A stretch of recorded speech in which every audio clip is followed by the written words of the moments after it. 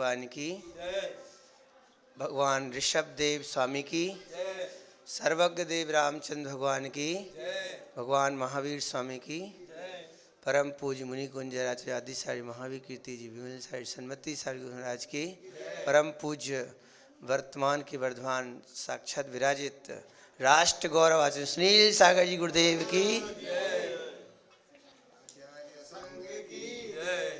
उपस्थित धर्मस्नेही प्यारी प्यारी भव्यात्माओं, भगवान कहते हैं हर एक जीव प्रभु हो सकता है, आप भी भगवान बन सकते हो। रामचंद्र जी अपने जैसे ही एक जीव थे, उनका भी एक माँ से जन्म हुआ था।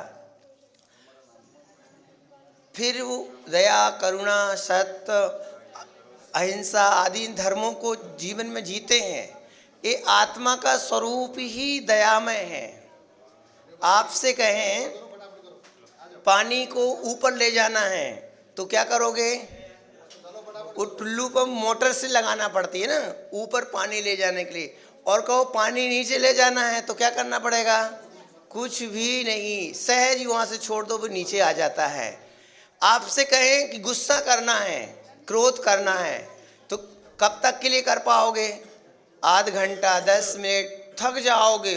वो करने पर बेचैनी भी हो जाएगी, आकुलता हो जाएगी, चेहरा बिगड़ेगा। पर आपको कहेंगे क्षमा में रहना है तो आप बरसों तक क्षमा में रह सकते हैं। कहने का मतलब जो हमारा धर्म है वो हमारा स्वभाव है, यानी जो हमारा स्वभाव है वो हमारा धर्म है ना। उसमें व्यक्ति कितनी वर्ष तक रह सकता है, पर हम विभाव में रहना चाहें तो नहीं रह सकते हैं।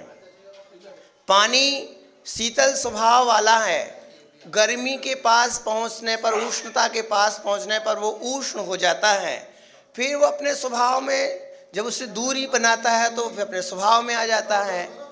तो बंधुओं, भगवान रामचंद्र जी ने भी अपने जीवन में सत्य अहिंसा का जीवन जिया।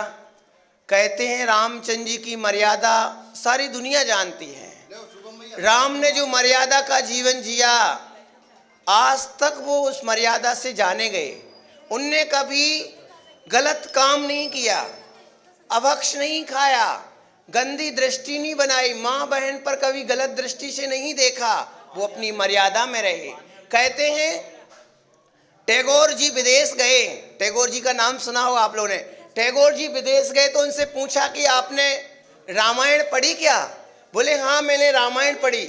तो बोले आपने रामायण पढ़ी तो रामायण का कौन सा प्रसंग आपको अच्छा लगा, जिस पर कौन सा प्रसंग आपको बढ़िया लगा, जो आपको हृदयग्राही हो? टैगोर जी ने कहा जब सीता का हरण हो गया वो प्रसंग मुझे बहुत अच्छा लगा। तो बोले कैसे? बोले जब सीता का हरण हुआ और सीता जी ने अपने सारे आभूषण नीचे जमीन पर छोड़ दिए, रावण विमान से लेके जा रहा था और जमीन पर छोड़ दिए, तो वो जब रामचंद्र जी आभूषणों को उठाते, उनको पता पड़ मिलते वो हाथ पर, लक्ष्मण जी से पूछते हैं भैया सीता भाभी के आपने ये मंगलसूत्र है ये देखा क्या? पहचानो पहचानो इनको। बोले नहीं मैं नहीं पहचानता हूँ। रामचंद्र जी ने कहा भैया तुम साथ रहते हो और मंगलसूत्र तुम नहीं पहचानते हो? तो रामचंद्र जी को व्यथित होना स्वाभाविक था, सीता की खोज में ही निकले थे, आकुलित होने लगे। फिर अंगुली में पहनने वाली अंगूठी को दिखाया, बोली मैं नहीं जानता हूँ सीता भाभी के। तो रामचंद्र जी को और आकुलता बढ़ गई, ये तुम ये भी नहीं जानते हो? चूड़ा दिखाए जो हाथों में पहनते हैं। फिर वह रामचंद्र जी ने कहा कि इनको तो पहचानो ही चूड़ियों को। बोले भैया मैं नहीं जानता हूँ। बोले तुम चूड़ी तक को भी नहीं जानते हो कि भाभी के हैं? और वो सारे आभूषण दिखाए गए। फिर भी रामचंद्र जी लक्ष्मण को बताते हैं तो लक्ष्मण मना कर देते हैं।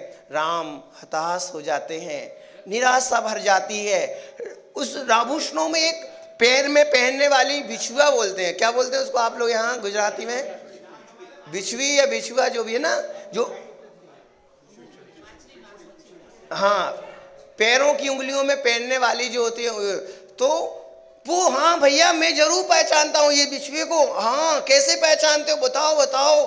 तुरंत बताओ। तो वो अविलंब बताने लगे, बोले जब मैं भाभी के उठते थे तो भाभी के चरण छूने जाता था। ये जरूर है कि भाभी के ही है, ये आभूषण जो है बिछुए भाभी के हैं। जब मैं सुबह उठता था तो भाभी की चरण वंदना करने जाता, जब विश्राम में जाता तो चरण वंदना करके जाता, इसलिए मुझे पता है कि भाभी माँ के ही है। एक मर्यादा, इतनी बड़ी मर्यादा कि उनको पता ही नहीं कि आभूषण क्या है। इसलिए राम की महिमा गाई जाती है, लक्ष्मण की महिमा गाई जाती है। कहते हैं राम के बहुत उदाहरण हैं। राम बड़े दयालु थे। राम का इतना पवित्र जीवन था कि तुम सिर्फ उनके नाम की जाप ही कर लो तो भी तुम्हारा बेड़ा पार हो जाए। पुण्यवंद का कारण उनका नाम। आपने कभी सोचा कि ये कौन सा जीव, आपने एक रावण का भी नाम है, पर दोनों के नाम में अलग अलग अंतर है। एक का नाम जपोगे तो पाप बंधेगा, रावण का नाम लोगे तो लोग गलत मानते हैं, है ना। और राम का नाम लोगे तो मंगल होगा। जब कभी आपके घर में शादियां होती हैं, शादी का प्रसंग आता है तो पहले राम राम जपा जाता है, यानी अनुष्ठान करते हैं, भगवान की पूजा करते हैं, श्री कृष्ण। क्यों करते हैं? कोई भी मंगल काम होता है, घर में गृहस्थी के जो भी काम होते हैं, पहले भगवान का नाम जपा जाता है। तो इसके पीछे क्या कारण है? प्रभु महावीर का नाम लिया जाता है। ज्ञानियों, व्यक्ति शरीर की सुंदरता से महान नहीं बनता है, व्यक्ति गुणों से महान होता है।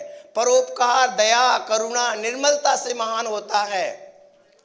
जिस व्यक्ति के अंदर दया होती है उसकी पूजा देवता लोग भी करने आते हैं, प्रकृति भी उसकी पूजा करती है। कहते हैं जब श्री कृष्ण का जन्म हुआ, राम महावीर का जन्म हुआ, तो इन्हीं सुभिक्ष हो गया फल, प्रकृति मुस्कुराने लगती है। कहते हैं महापुरुषों का आदर्श पूर्ण जीवन जो उनका अनुगमन करते हैं वो बहुत महान हो जाते हैं। भगवान महावीर का सिद्धांत है जियो और जीने दो। क्या है? जियो और जीने दो। कृष्ण का सिद्धांत था कर्म योग। कृष्ण जी ने बहुत बड़ा पवित्र जीवन जिया है। कृष्ण जी ने भी जीव दया का बहुत बड़ा परिणाम बनाया, उससे आज उनकी पूजा की जाती है। तो बंधुओं, श्री राम, आज आप सब विशाल संघ का दर्शन कर रहे हैं। जूनागढ़ नेमिनाथ भगवान गिरनार से मोक्ष गए, आप सबको पता है, और ये बिल्कुल नज़दीक वाला आपका गांव। और इस गांव में चलते फिरते तीर्थ आचार्य भगवान सुनील सागर जी अपने विशाल संघ के साथ, कितना 40-25 करीबन है, विश्व और कितने श्रावक दूर से दूर के आपको आतिथ्य करने का ये सौभाग्य मिला। निश्चित है साधु संतों के प्रति जो विनयवत होते हैं, उनके गुणों के अनुरागी होते हैं, वो एक दिन बहुत ऊंचाइयां पा लेते हैं। उनका आशीर्वाद, त्याग और तपस्या से जिनका जीवन सुशोभित होता है, जो अहिंसा, सत्य, अचौर्य, ब्रह्मचर्य, अपरिग्रह जैसे पवित्र विचारों